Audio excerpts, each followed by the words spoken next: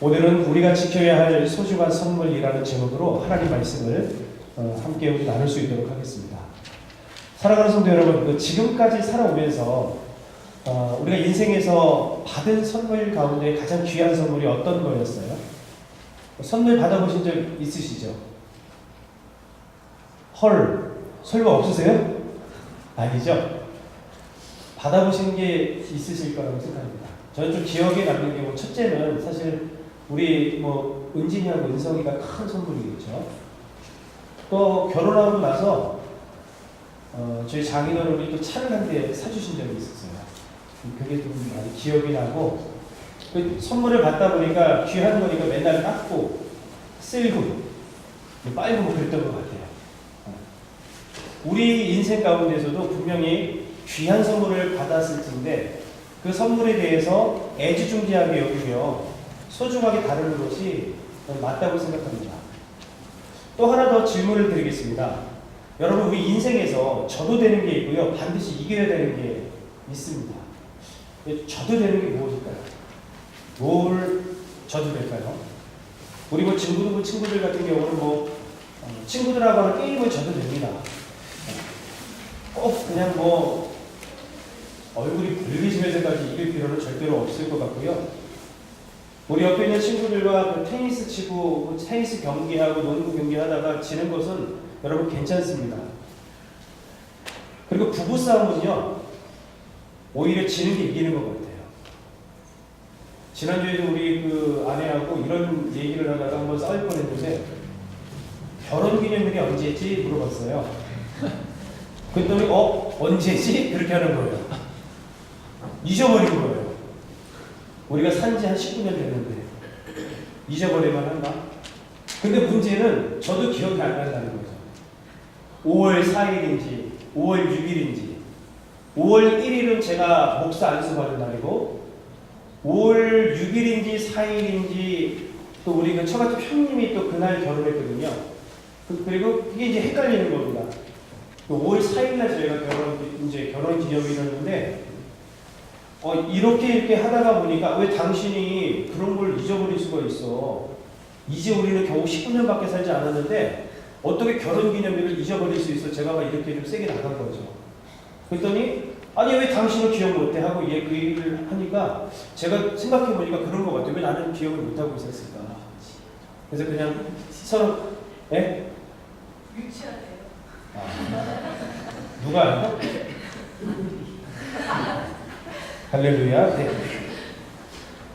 그냥 별것도 아닌데 말이죠. 근데 여러분, 부부싸움은 정말 지는 게 이기는 것 같습니다.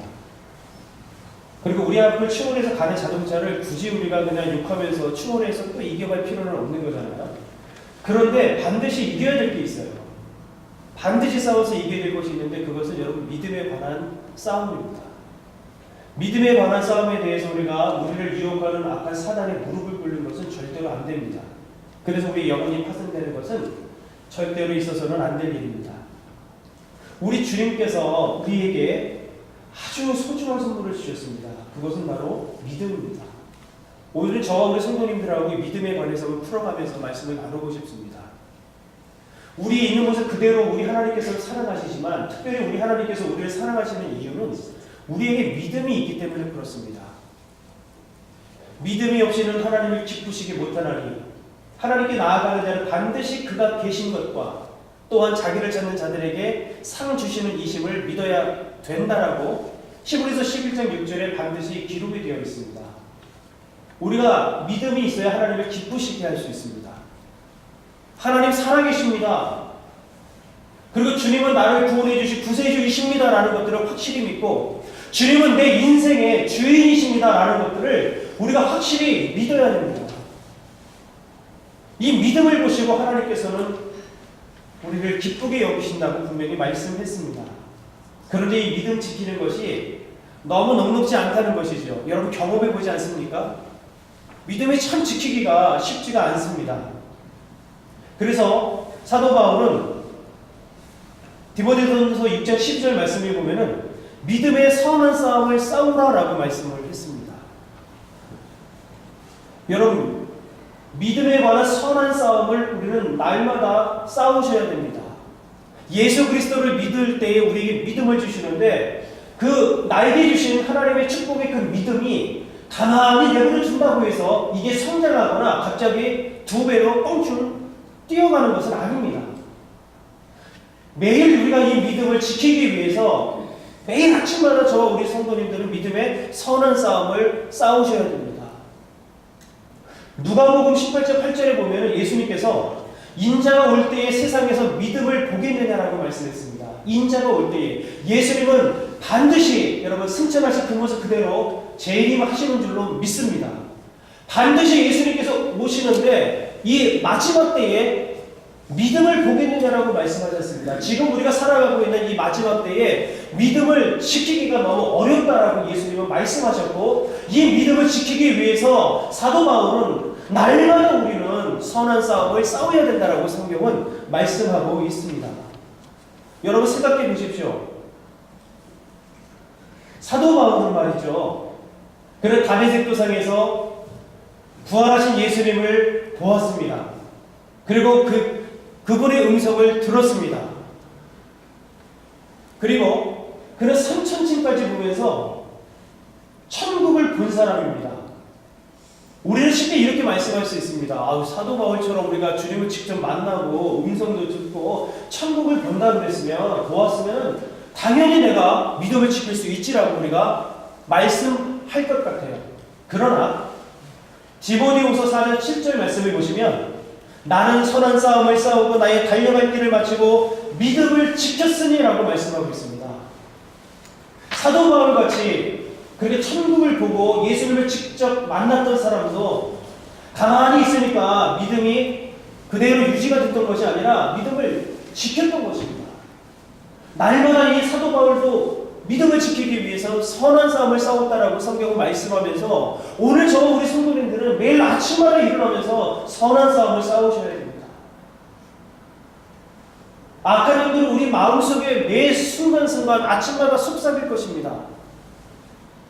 예수님 살아계시지 않다고, 믿음 지키지 않아도 된다고, 지금 네 발에 발등 떨어진 게 있는데, 발등에 불 떨어진 게 있는데 빨리 네가 더 그것을 빨리 네가 시험에 합격해야지.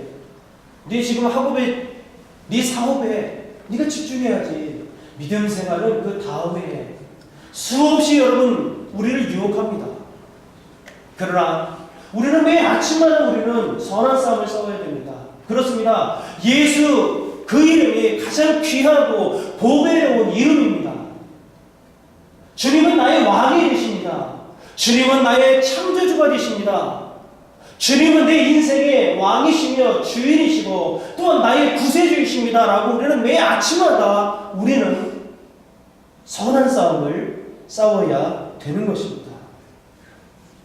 사랑하는 성도 여러분, 믿음의 선한 싸움을 하시기를 주의 이름으로 축원합니다.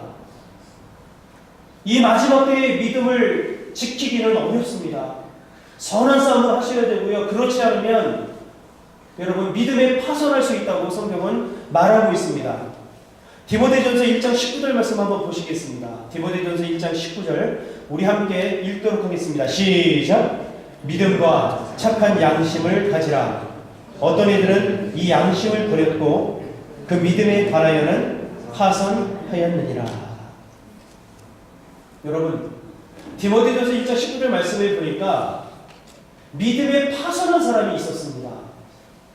믿음에 파손했다는 것은 뭐냐면 이 당시에 가장 중요한 교통수단은 배였습니다. 비행기도 없고 기차도 없고 자동차도 없었기 때문에 장거리로 이동을 하기 위해서는 지중해를 배를 타고 통과해야 되는데 이 지중해에는 유라블로라고 하는 광풍이 갑작스럽게 들어올 때가 있어서 이런 풍랑을 만나게 되어지면 배가 산산이 부서지는 파손의 경험을 할 수 있었다는 것이죠. 지금이야 말이죠. 파손이 됐다 해도 연락을 해갖고 헬기가 출동을 하든가 해수정에 가갖고 구할 수 있었지만 그 당시에는 그런 게 없었어요. 그 당시에는 파손이 되는 것은 물에 빠져서 죽는다라는 것입니다. 사도 바울이 오늘 믿음에 파손하였느니라라고 이야기하는 것은 뭐냐면 믿음을 떠나서 믿음을 버려서 죽는 사람이 있었다라는 것을 지금 말하고 있는 것입니다. 디모데 전후서, 디모데 후서는 말이죠. 사도 바울이 그 로마 감옥에서 죽기 전에 가장 마지막에 쓴 편지입니다. 그런데 그 편지를 쓰면서 우리가 아까 말씀을 읽었던 것처럼 사도 바울도 믿음을 지켰다라고 이야기를 하고 있었죠. 성도들이 믿음에서 파손하여 영적으로 죽어서는 안 된다라고 간절한 심령으로 이렇게 디모데 전후서를 통해서 지금 사도 바울은 믿음의 귀한 것들을 고백하고 있는 것입니다. 여러분, 과연 우리의 믿음의 현 주소는 어떻습니까? 혹 우리 안에 믿음이 파손되지는 않았습니까? 과거에 우리 청소년 시기에, 청년 시기에 중고등부 회장했던 분들 다 어디로 갔습니까? 저도 제 친구가 있었습니다. 중고등학교 때 교회에서 만났던 친구, 길상이, 상혁이, 승철이, 민재, 이런 친구들 아주 재미있게 신앙생활 잘했었어요, 그때는. 그런데 이 친구들이 대학교 가고 결혼하고 이렇게 하다 보니까, 직장생활 하다 보니까 지금은 여러분 찾아볼 수가 없는 것입니다. 다 주님을 떠나버린 친구들이 너무 많이 있습니다. 우리는 어떻습니까? 우리 옛날에 내가 힘들고 어려웠을 때, 처음 여러분 미국에 유학 가서, 아니면 미국에 여러분들이 이제 살러 오셨을 때에 아는 사람도 없고 말도 안 되고 도움받을 것도 없어서 그때 교회에 와서 말이죠, 찬양 한 구절만 불러도 그 찬양이 왜 내 가슴을 그렇게 찌르는지 모르겠습니다. 목사님이 설교를 잘해서가 아니라 그 설교 한마디 한마디가 다 나를 위해서 하는 것 같고, 그래서 그냥 위로받고 싶어서, 사람 보고 싶어서, 한국 음식 먹고 싶어서 교회에 왔는데, 그러다 보니까 그곳에서 예수님 만나게 되지 않았습니까? 그러다가 이제는 말도 되고 어느 정도 다 이룬 것 같고 사업도 잘 되니까 혹 교회가 영순이거나 1순위가 아니고 더 바쁜 일들로 인해서 우리가 세상으로 나가고 있지는 않습니까? 우리의 믿음이 파손돼서는 절대로 안 되는 것입니다. 여러분, 믿음을 그렇게 자신하지 마십시오. 목사라고 해서 제가 믿음을 자신하지 않습니다. 저도 늘 끊임없이 유혹이 오고 때로는 위기가 찾아옵니다. 우리 성도님들보다 더하면 더했지 덜하지는 않습니다. 왜냐하면 그래도 잘나나 못나나 랜슨 하나님교회 영적인 지도자로 하나님께서 세워주셨기 때문에, 제가 넘어지면 교회가 쓰러지는 거기 때문에 저는 늘 여러분 유혹이 옵니다. 믿음의 유혹이 오는 거예요.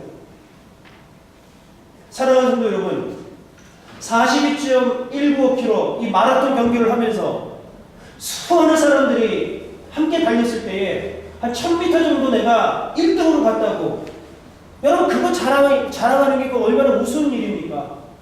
과거에 내가 신앙생활 잘하는 거, 여러분 그거 자랑하는 거 우스운 일입니다.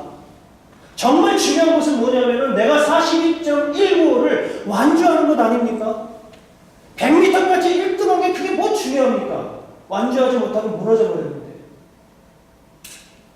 오늘 결코 우리는 믿음의 파선을 해서는 안 될 것입니다. 요한복음 오늘 32절부터 16장 32절부터 33절까지의 말씀을 보게 되어지면 예수님께서 그렇게 귀한 믿음을 지킬 수 있는 방법들을 제시해 줍니다.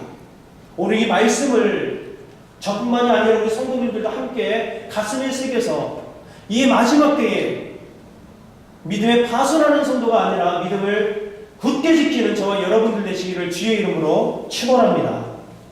여러분, 첫 번째 믿음을 지키는 방법이 뭐냐면 내가 혼자가 아니다라는 것, 그리고 주님께서 나와 함께 하신다는 사실을 꼭 기억하시기를 주의 이름으로 축원합니다. 여러분, 32절 말씀 함께 같이 읽어봅니다. 32절 시작. 보라, 너희가 다 각각 제 곳으로 흩어지고 나를 혼자 둘 때가 오나니 벌써 왔도다. 그러나 내가 혼자 있는 것이 아니라 아버지께서 나와 함께 계시느니라. 아멘. 우리가 언제 유혹받는지 아십니까?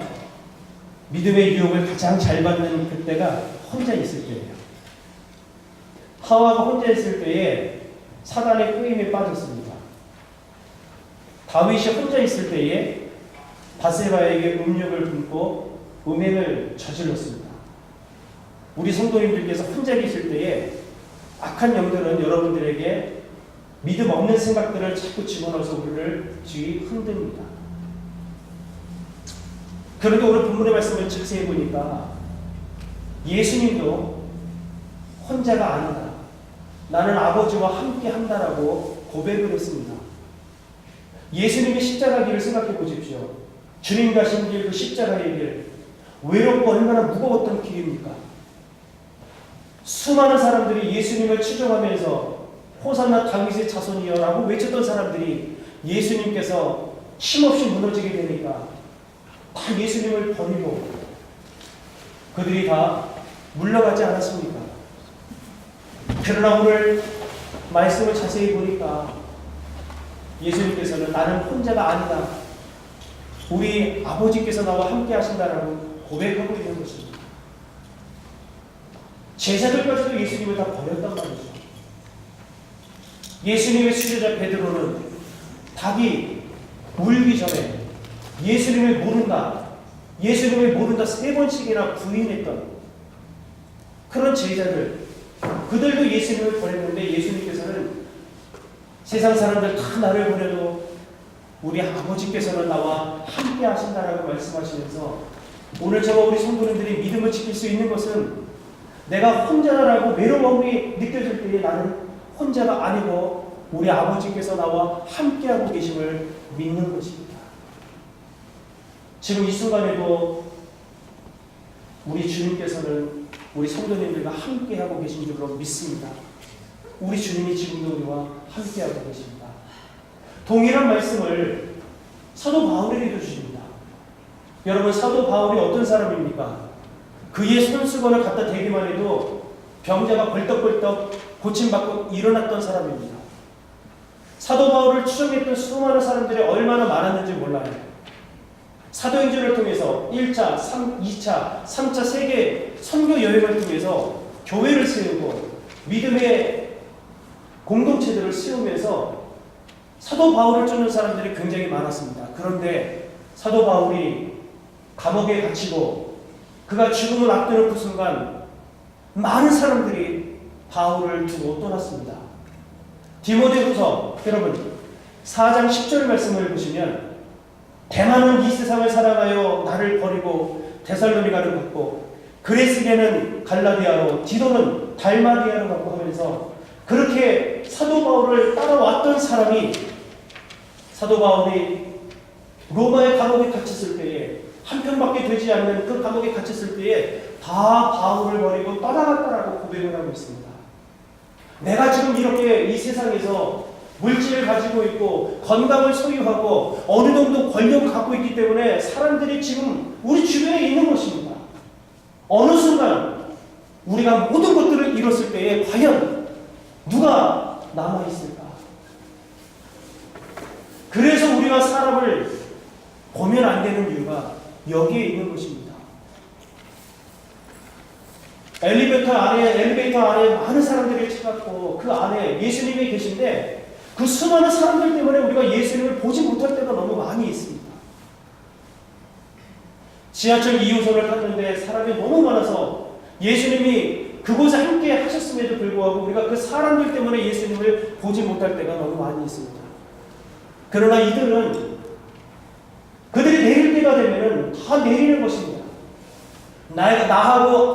나하고는 지인이랄지라도 그들이 내려야 될 때는 내게 얻을 것이 없으면 다 내리게 되어 있습니다. 그러나 여전히 남아있는 한 분이 계신데 그분은 우리 주님이라는 거죠.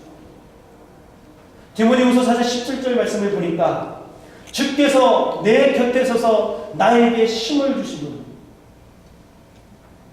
대마도 떠났습니다. 그리고 디도도 떠났습니다. 수많은 사람들이 사도 바울이 감옥에 갇히고 죽음을 앞뒀을 때 다 떠나갔지만 그러나 여전히 바울 옆에 서서 힘을 주고 함께 계셨던 분이 계신데 그분이 바로 우리 주님이셨다라고 고백하고 있는 것입니다. 사랑하는 성도 여러분, 세상은 그리고 지인들은 때가 되면 어쩌면 다 떠나게 될지 모릅니다. 그러나 여전히 나를 위해서 내 곁에서 내게 힘을 주고 계신 예수 그리스도 그분은 영원히 나를 떠나지 않고 나와 함께 계심을 믿으시기를 주의 이름으로 축원합니다. 그럴 때 우리는 믿음을 잃지 않을 수 있어요. 두 번째 말씀, 여러분 어떤 상황 속에서도 평안을 누리시기를 주의 이름으로 축원합니다. 33절 말씀을 함께 읽습니다. 시작. 이것을 너희에게 이르는 것은 내 안에서 평안을 누리게 하려 함이라. 세상에서는 너희가 혼란을 당하라. 담대하라. 내가 세상을 이기었노라. 아멘. 여러분, 믿음 생활을 시작하기 한 것도 그리고 믿음 생활을 높게 하는 것도 사실은 두려움입니다. 평안이 없을 때에 아까도 말씀을 드렸던 것처럼 미국에 다 오니까 말이죠.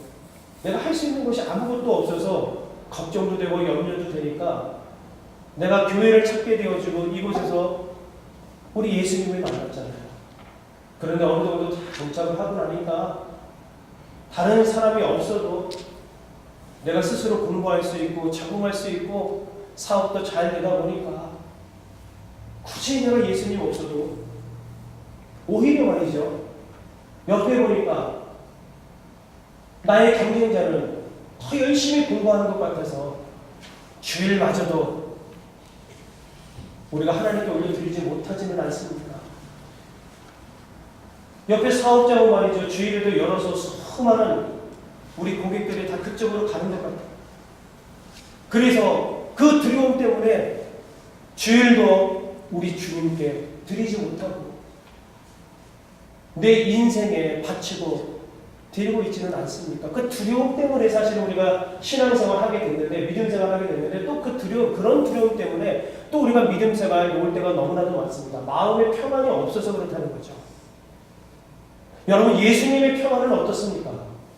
제자들과 함께 갈릴리 바다를 건너서 예수님께서 다른 동네로 가는 가운데에 풍랑을 만났습니다. 그런데 그 풍랑이 엄청 거셌기 때문에 그 배 안에까지 막 비바람이 불어치기 시작을 합니다. 그런데 그때 예수님께서는 그 배에서 주무시고 계셨어요. 그런데 바다에서 잔뼈가 굵었던 예수님의 제자들도 편안치 못하고 두려움에 빠져서 그때 그들이 힘써 애써보지만 안 돼서 결국 주무시고 계신 예수님을 깨우지 않습니까? 그때 예수님이 뭐라고 이야기하십니까? 왜 너희는 믿음이 없느냐라고 제자들을 책망하셨어요. 우리는 말이죠. 우리 환경이 좋으면 평안할 것이다 라고 생각을 합니다. 사업이 잘 되고 공부도 열심히 잘하는 것 같고 자녀들도 잘 되는 것 같고 우리 환경들이 모든 게 잘 되면은 우리가 평안한 것 같아요. 그러나 그 평안은 영원할 것 같지만 여러분 잠깐이라는 사실을 우리는 기억하셔야 돼요. 정말 중요한 것은 뭐냐면 상황과 형편과 그런 것 상관없이 지금 예수님께서 주무실 수 있었던 것은 비바람하고는 전혀 아무런 상관이 없었다는 것이죠.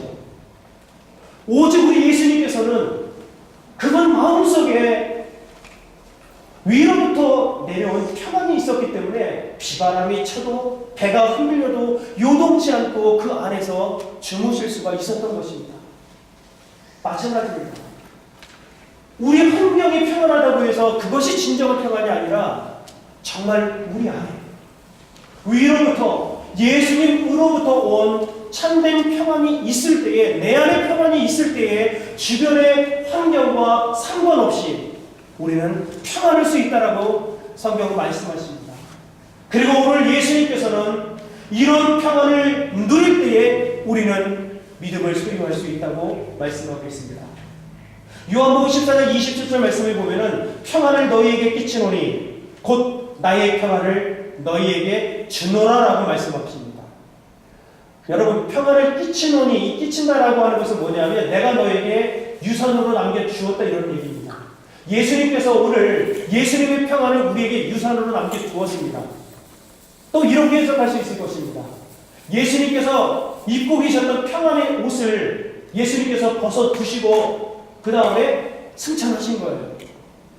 우리가 진정한 평안을 누리기 위해서는 세상에서 우리가 무언가 만족하는 것이 아니라 예수님께서 나를 위해 유산으로 남겨준 그 평안의 옷을 우리가 입을 때에 진정한 평안을 얻을 수 있다라고 성경은 말씀하고 있는 것입니다.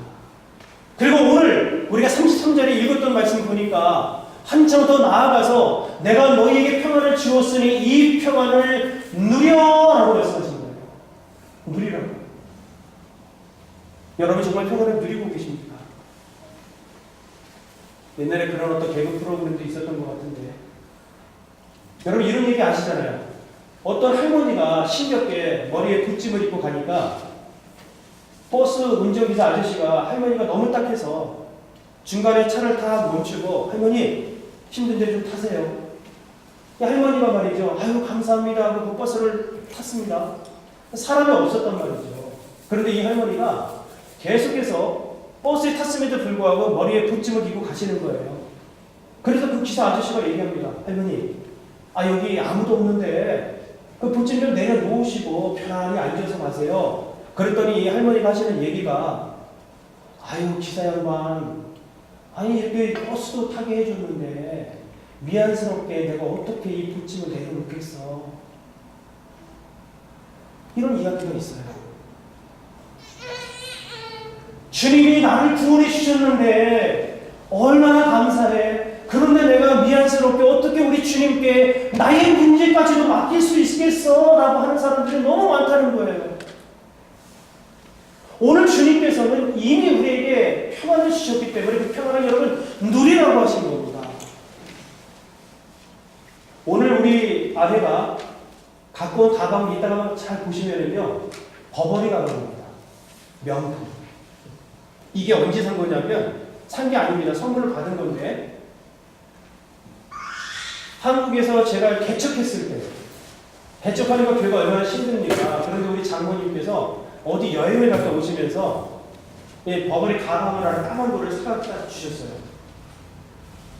아내가 굉장히 기뻐했습니다. 왜냐하면 명품이라는 명품을 처음 이제 얻게 된 거니까. 그런데 이 양반이 이 가방은 여러분 어떻게 갖고 다녀야 되는 거 아닙니까? 이렇게 괜히 그냥 이렇게 이 상표를 가리는 것 같으면 팔에 이렇게 들고 가면서 말이죠. 보여줘야 되는 거 아니에요? 명품인데 안 갖고 다니는 거예요. 교회를, 바깥을. 왜요? 아니 성도님들 가운데 그런 거 못하고 다니는 사람들이 있는데 내가 어떻게 이런 버버리 가방을 그거를 내가 갖고 다닐 수 있어. 잘 걸어놓는 겁니다. 제가 보니까 그때 병원에 이제 다녔으니까 간호사로 병원 갔다가 와서는 문 한번 열어보고 버버리 한번 보고 이러는 거 같아요. 그게 꼭 중요해요. 여러분 누려야 되는 건 아닙니까?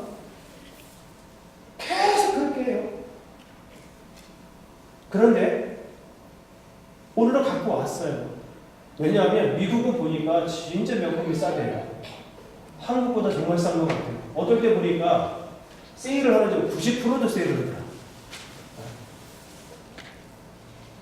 여러분 가방이 있을 때도 누려야 되는 건 아닙니까? 선물로 받은 건데. 하나님의 은혜를 우리에게 주셨는데 우리 그걸 누려야 되는 건 아닙니까? 옷을 사놓고 명품 옷을 사놓고 왜 옷장에만 갖다가 걸어놓고 누리지 못하고 왜 보고 명품이네. 진짜 저 명품이네. 왜 이런 옷을 갖다가 낡게 만듭니까? 오늘 주님께서 우리에게 벗어놓고 가신 평안의 옷을 여러분 입으시고 그 평안을 누리시기를 주의 이름으로 축원합니다. 우리 그때 믿음을 지킬 수 있는 것입니다. 세 번째, 여러분 33절 말씀을 보시면 세상에서는 너희가 환난을 당하나 담대하라. 내가 세상을 이기었노라. 이렇게 말씀하셨습니다. 여기 담대하라는 말씀은 현재 진행형으로 계속해서 담대하라 이런 말씀이에요. 내가 세상을 이기었노라. 이것은 완료형입니다. 이미 하나님께서 이겨놓으셨다 이런 뜻입니다. 예수님께서 이미 세상을 이기셨다라고 말씀하셨습니다.